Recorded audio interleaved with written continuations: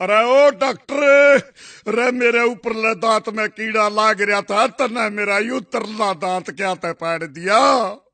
अबे वो कीड़ा नीचे वाले दांत पर खड़ा होकर ऊपर वाले दांत को कुतरता था। अब देखता हूँ कहाँ खड़ा होता है साला।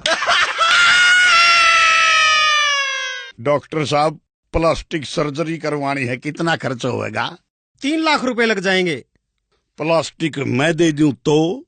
फिर फेविकॉल भी ले आना, फ्री में चिपका दूंगा। नर्स, 1 गिलास पानी चाहिए था। प्यास लगी है क्या?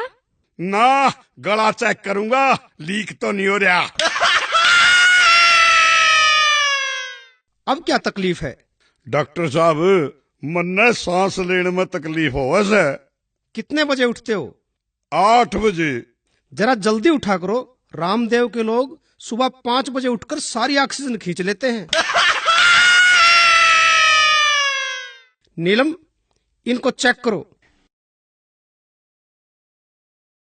एक लंबी सी सांस लो। ले, लंबी सांस ले ली। क्या महसूस हुआ? मजा आ गया। कौन सा सेंट लगाया करे, जी सा दे दिया। चुप रह बदतमीज, भेड़ से मुंह आड़ा।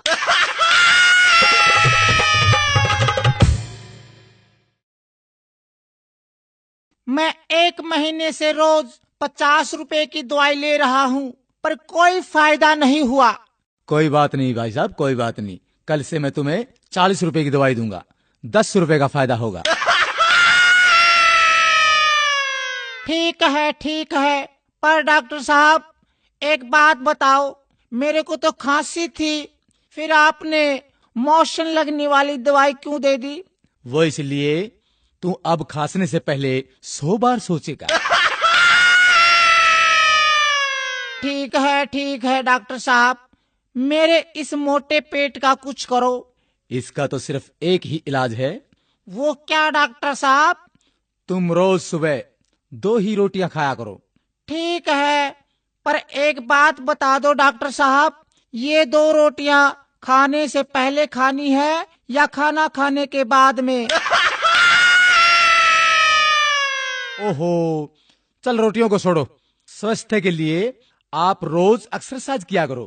डॉक्टर साहब, मैं रोज फुटबॉल खेलता हूँ, क्रिकेट और टेनिस भी खेलता हूँ। अच्छा ये बताओ, तुम रोज कितनी देर खेलते हो?